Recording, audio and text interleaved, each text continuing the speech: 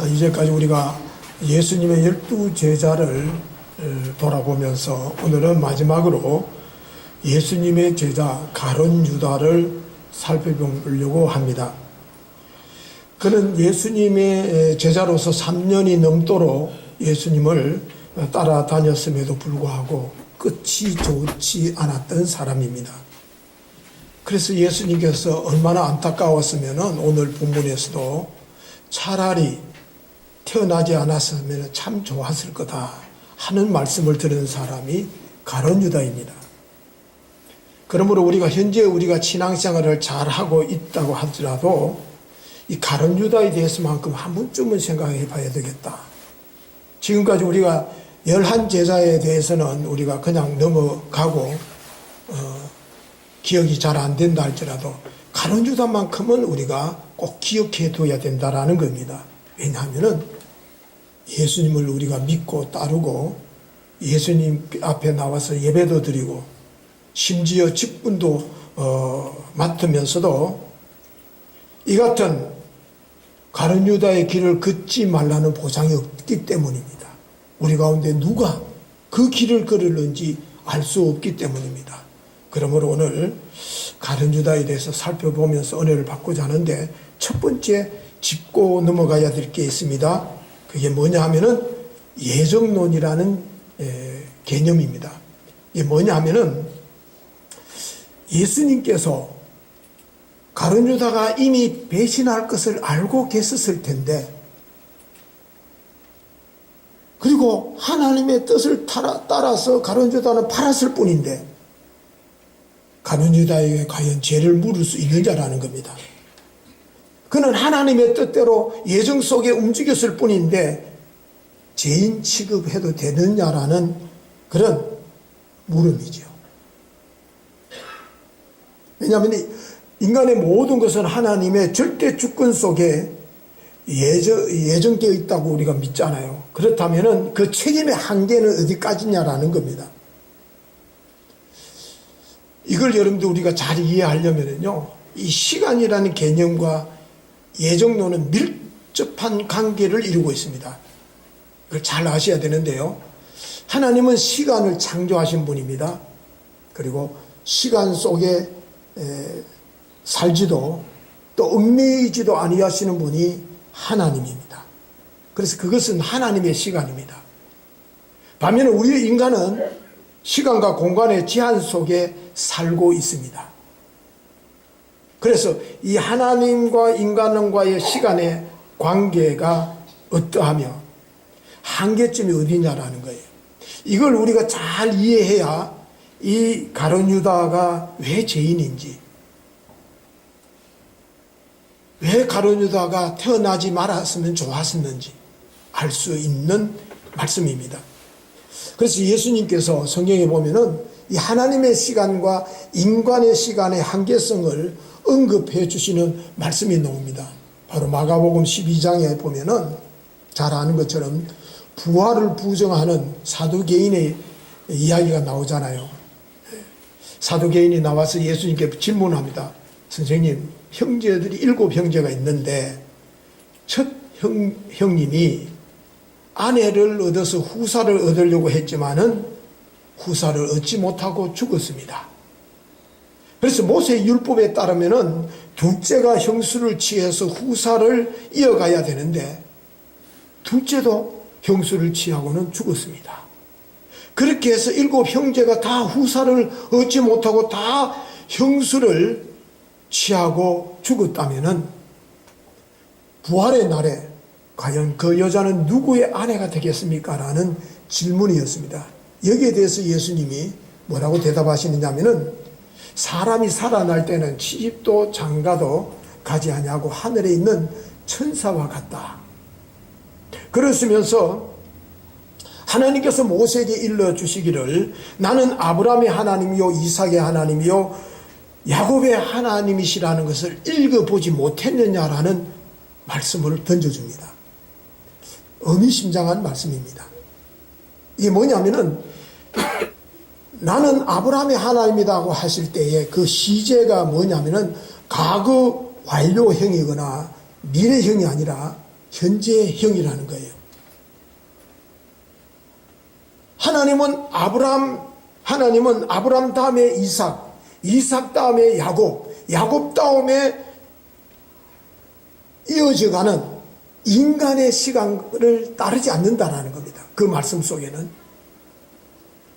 창조주 하나님의 시간과 인간의 시간을 같이 놓고 보아서는 안 된다라는 뜻이 그 속에 담겨 있습니다.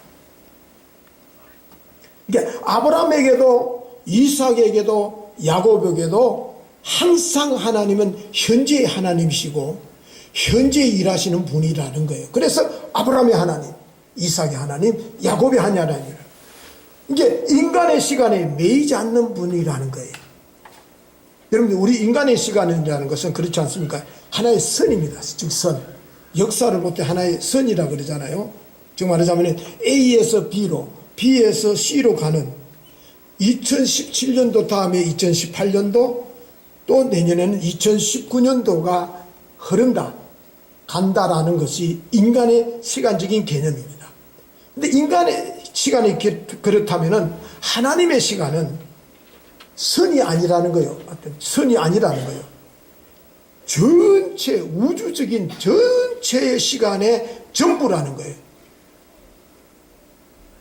점이 아니라는 거죠. 점이 아니라 면이라는 거죠. 전체를 놓고 보면은 인간의 시간은 A, B, C라는 점에 불과하다라는 거죠. 그래서 하나님의 시간은 언제나 현재라는 거예요. 언제나 오늘이고 언제나 지금이라는 거예요. 개념이 다르다는 거죠. 그렇기 때문에 예정론이라는 것도 인간의 시간과 하나님의 시간을 인간의 시간으로 하나님의 시간을 분석하면은 모순투성입니다. 이해가 안 됩니다. 그래서 예정론이라는 것은 인간의 시간을 숙명적으로 받아들이는 게 아니라는 거예요. 예정론은 지금의 신학이라는 거죠. 하나님 앞에서는 그래서 언제나 현재, 지금, 오늘입니다. 히브리서 3장 13절에 보면 이런 말씀을 합니다. 바울이 오직 오늘이라 일컫는 동안에 매일 피차 근면하여 너희 중에 누구든지 죄의 유혹으로 강팍해 됨을 면하라 하는 말씀을 하는데, 그 보면은 너희들 앞에 오늘이라는 시간이 공평하게 주어졌다. 그러므로 너희들은 모든 사람들이 매 순간순간 하나님 앞에서 온전하게 설 수 있도록 깨어 있어야 된다 라는 말씀을 줍니다. 그러니까 예정론이라는 것은 미래에 확정된 그 어떤 상황을 쫓아가는 게 아니라 오늘 내가 충성하고 지금 내가 최선을 다하고 현재에 진실하게 살아가는 이 신학, 이게 예정론입니다. 이게 오늘 내가 하나님 앞에 반응하는 것. 따라서 가룟 유다가 구원받지 못한 것은, 죄인으로 단정지어서 우리가 말하는 것은 그가 오늘을 하나님 앞에 거절했다는 거죠. 오늘을 자신의 것으로 착각하면서 살았다는 거예요. 오늘을 배신했다는 거죠. 오늘의 충성을 다하지 못했다는 거예요. 그러므로 가룟 유다의 운명은 사람의 시간이 아니라 하나님의 시간으로 볼 때에 죄를 물을 수밖에 없다는 거죠. 오늘을 물었다는 거죠. 그러므로 여러분들, 우리가 깨달아야 될 게 하나 있습니다. 과거의 저와 여러분들의 모습도 중요합니다. 어떤 사람은 과거에 막 몰입되어서 벗어나지 못하는 경우가 있습니다. 또 미래의 저와 여러분들의 모습이 찬란하고 영광스럽다 할지라도 우리의 인생의 결론은 바로 오늘 저와 여러분들의 모습으로 결정된다는 거예요. 결정된다는 거예요. 이걸 놓쳐서는 안 됩니다. 오늘이라는 거예요. 내일은 하나님의 것입니다. 그래서 오늘이라는 시간은 엄격하게 따지면 나의 시간이 아닙니다. 하나님의 시간입니다. 그러므로 가룟 유다처럼 착각하지 말라는 겁니다. 이걸 여러분들이 먼저 깨달음이 있어야 이 가룟유다의 문제를 풀어낼 수 있습니다. 두 번째입니다. 가룟유다가 망한 것은 탐욕 때문이었습니다. 잘 알잖아요. 그래서 성경은 그를 도적이라, 돈계를 맡아 거기 넣는 것을 훔쳐가미르라. 이 말이 뭐 말씀이냐면은 예수님의 일행들이 쓸 돈을 가룟유다가 관리를 했는데 딴 주머니를 찾다라는 거예요. 자기 주머니를 따로 찾다라는 거예요. 그는 돈에 눈이 어두웠어. 돈을 누구보다도 쫓아가다 보니까 도적이라는 소리를 그는 듣게 됐다라는 겁니다. 그리고는 끝내 돈을 쫓다 보니까 스승의 몸값을 흥정을 합니다. 돈 앞에서 스승도 어리도 저버리게 됩니다. 그래서 성경은 우리에게 경고합니다. 돈을 사랑함이 일만하게 뿌리다. 경고하고 있습니다. 여러분들, 사탄 마귀가 역사하기에 가장 좋은 땅이 뭔 땅인 줄 압니까? 옥토가 인데 그게 뭐냐면 탐욕스러운 마음입니다. 마귀가 가장 좋아하는 옥토입니다. 그러기에는 마귀가 역사하기가 얼마나 좋은지 모릅니다. 마귀가 열매 맺기에 가장 기름진 땅이 우리의 인간의 탐심입니다. 그러므로 여러분들, 정말로 마귀가 좋아하는 옥토가 아닌지 한 번쯤은 돌아보십시오. 사람들은 한결같이 돈을 좋아하면서도 겉으로는 아닌 척합니다. 말로는 가난한 사람을 도우는 것이 당연하고 그렇게 해야 된다고 합니다. 교회가 어려울 때에 하나님께서 내게 주신 물질을 돌아보면서 드려야 된다라고 이야기를 합니다. 그러나 막상 도와야 할 때는 남의 일처럼 무관심합니다. 전혀 나와는 상관이 없는 일로 외면해버립니다. 자, 그렇다면 우리가 이 탐욕을 이길 수 있는 길이 없느냐? 근데 성경을 보니까요, 하나님께서는 돈을 우상이 아니라 종이 되게 하는 중요한 장치를 만들어 주신 게 있습니다. 돈의 노예가 아니라, 돈의 종이 아니라 우리가 돈을 종으로 여기고 부릴 수 있는 그런 장치를 만들어 주었는데 그게 11조 생활입니다. 그런데 시험 되지 마십시오. 제가 20년 목회하면서 11조 이야기를 거의 들은 사람 없을 거예요. 오늘은 좀 들으십시오. 가룟유다 이야기다 보니까. 여러분들, 우리가 예수님을 제대로 믿으면은 모든 것이 100% 하나님의 것이다라고 고백하잖아요. 하나님이 주신 것이다. 그런데 사는 거 보면은 100% 하나님의 것이 아니라 지키라. 안 그래요? 착각을 합니다. 자, 다 하나님의 것인데, 그래, 맞다. 네, 하나님의 것인데, 그러나 그 중에 10%는 손대지 말라. 손대지 말라는 겁니다. 마치 에덴 동산에서 선악과를 통해서 하나님과 우리 인간의 한계성을 설정해 놓고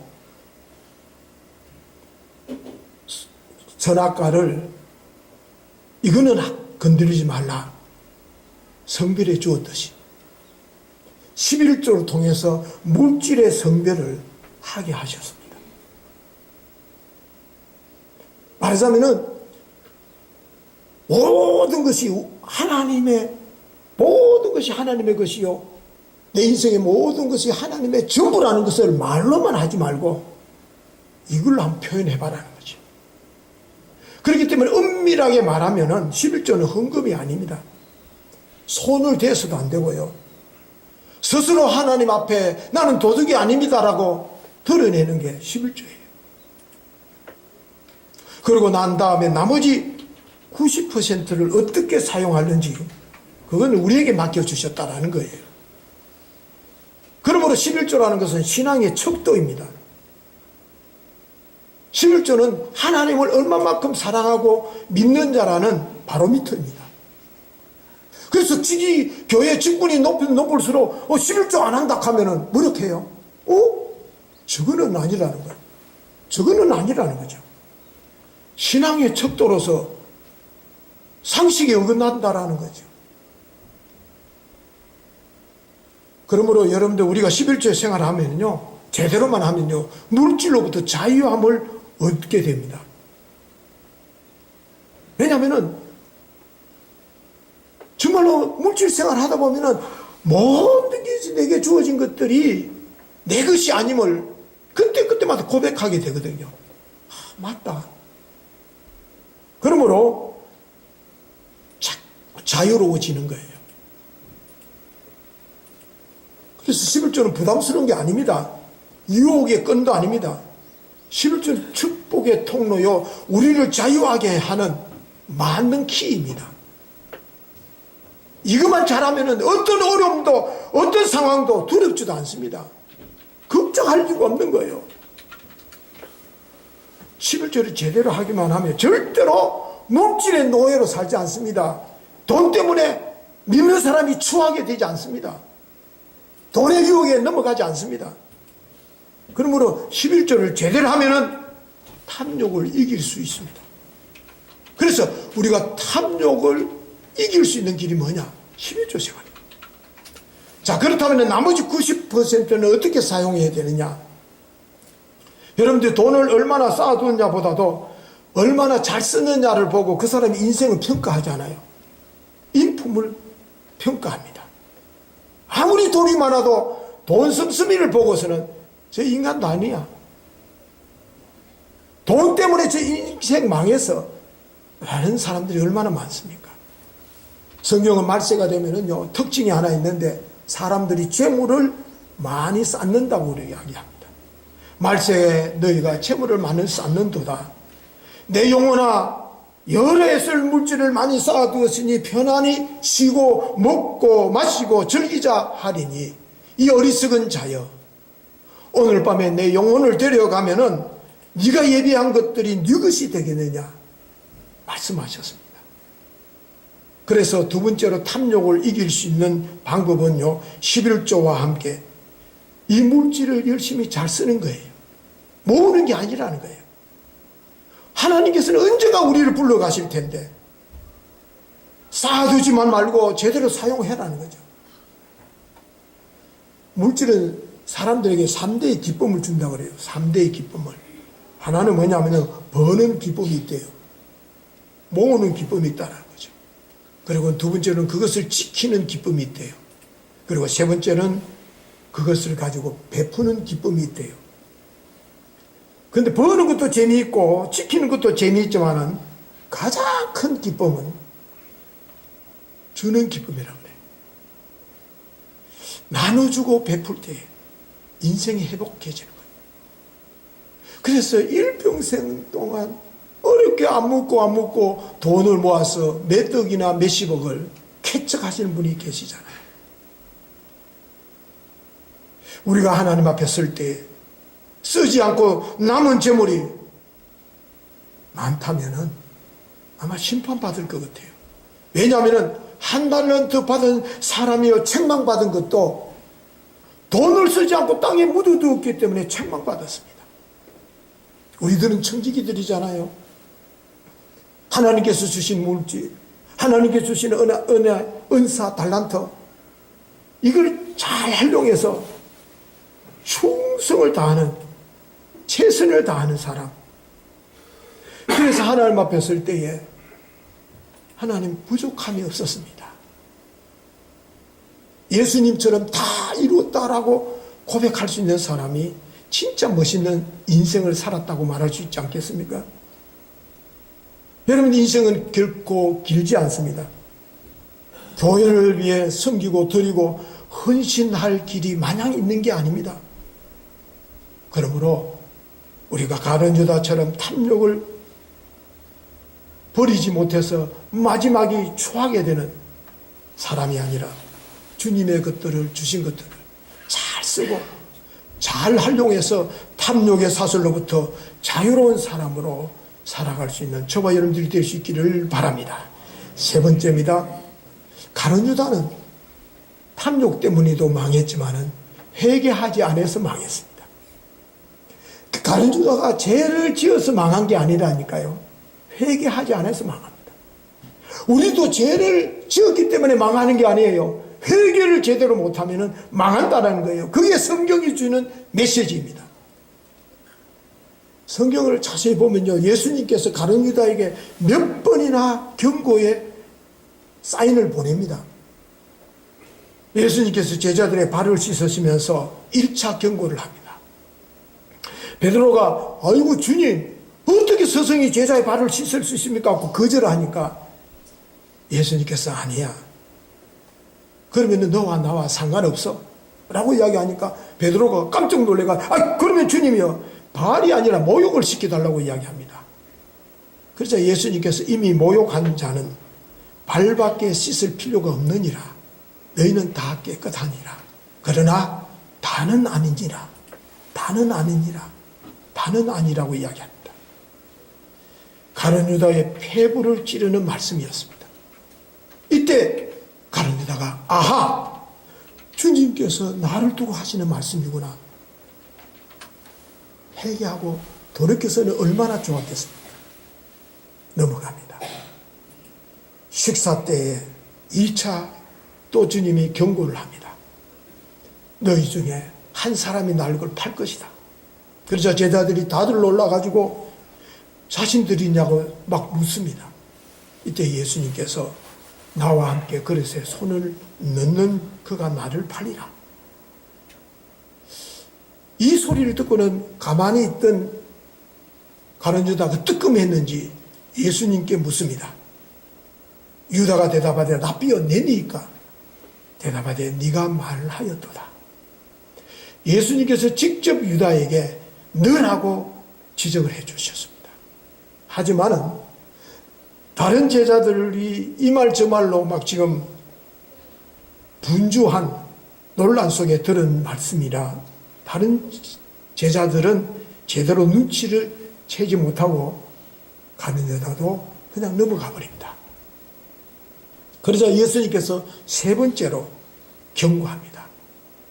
베드로가 예수님의 품에 안겨 있는 요한에게 누가 배신자냐라고 물었습니다. 그러니까 요한이가 예수님께 턱 밑에서 묻습니다. 선생님, 누굽니까? 그래서 예수님께서 대답하시되 내가 떡 한 조각을 찍어다 주는 자가 그니라 하고는 직접 한 조각을 적셔서 가롯 시몬의 아들 유다에게 주었다. 가룟 유다에게 주었다. 처음에는 예수님께서 엄밀하게 말씀하셨습니다. 나중에는 너라고 직접 가르쳐 주십니다. 그래도 알아듣지 못하니까 이번에는 아예 떡을 떼어서 음식을 입에 주어 넣었습니다. 이렇게 했더라면 회개해야죠. 이 정도면 회개해야 마땅하지 않습니까? 그러나 이미 강박해진 유다의 마음은 돌이키지를 않습니다. 여러분, 사람이 무너지는 건 하루아침에 무너지는 게 아닙니다. 전조현상이라고 하는 게 있지 않습니까? 하나님께서도 수차례에 걸쳐서 우리에게 회개할 수 있는 기회를 주십니다. 회개할 기회가 별로 없었고 한 번밖에 없었다 핑계하서는 안 됩니다. 하나님께서는 여러 가지 기회로 우리에게 회개할 수 있도록 기다리시고 또 말씀하십니다. 그래서 근데 우리가 매번 그것을 외면하였기 때문에 구원과는 멀어집니다. 회개하지 않기 때문에 구원을 받지 못하는 것입니다. 우리 하나님께서 오래 참으시는 이유가 무엇이겠습니까? 아무도 멸망하지 않기를 원하십니다. 멸망하지 않기를, 회개하기를 기다리고 기다리신 분이 하나님이십니다. 가룟 유다를 보면 알 수 있지 않습니까? 이 3차의 경고도 경고지만은 이후에 예수님께서 결국 십자가에 죽어 가실 때에 그때라도 회개하였더라면은 그때라도 회개해야죠. 베드로는 계집 종의 앞에서 예수님을 부인하고 저주까지 했으나 돌아와 회개하지 않습니까? 오히려 성경을 보면은 가룟 유다는 회개는 하지 않고 후회만 늘어놓습니다. 제사장들에게 달려가서 내가 무지한 피를 팔고 죄를 범했다 하고 막 고함을 치니까 그들이 저희들에게 뭐라고 해요? 우리가 무슨 상관이냐? 네가 당하라 하는 말을 듣습니다. 그 말을 듣고는 그는 목을 메어서 죽었다. 은 30에 생명을 걸고 서성을 배신하고 했던 그 가룟 유다가 은 30에 생명을 내던지고 말았던 것입니다. 자기 멋대로 산 사람. 교회 안에도 혹 그런 사람이 있을 수 있습니다. 반성한다 하면서도 제 멋대로 성경을 쫓아 살지 않고 말씀에 귀 기울이지 않고 제 멋대로 자기 방식대로 회개하고 반성하고 그리고는 하나님의 뜻이라고 단정을 지어서 사는 사람들이 가끔은 있습니다. 이제라도 내 생각, 이제라도 내 계산, 이제라도 내 잣대를 내려놓는 거예요. 내 방식을 내려놓는 거예요. 유다가 죄를 깨달고 주님의 이름을 불렀더라면 얼마나 좋았을까? 주님, 내가 범죄했습니다. 내가 구원받을 수 있습니까? 세리도 용서해 준 건 내가 봤습니다. 창녀도 품어주신 것을 봤습니다. 내가 너무 멀리 나아가 있습니까? 내가 너무 늦었습니까? 하면서 주님 앞에 한 발자국 바짝 주님 앞에 다가갔더라면 얼마나 좋았을까? 여러분들이 누구든지 예수님 앞에 나오면 구원받을 줄 믿습니다. 누구든지 주의 이름을 부르는 자는 구원을 받는다고 하지 않았습니까? 실패하였습니까? 주님을 너무 멀리 떠나 있는 것 같습니까? 걱정하지 마십시오. 주님, 나를 불쌍히 여겨 주십시오. 주님을 찾으시면 주님께서는 저와 여러분들의 손을 내밀어 주실 것입니다. 이제는 가룟 유다의 길이 아니라 힘들더라도 십자가의 길을 걸어가야 할 것입니다. 이제 말씀을 정리합니다. 지금입니다. 지금 충성하십시오. 지금 제대로 주님을 사랑하십시오. 주님을 믿으십시오.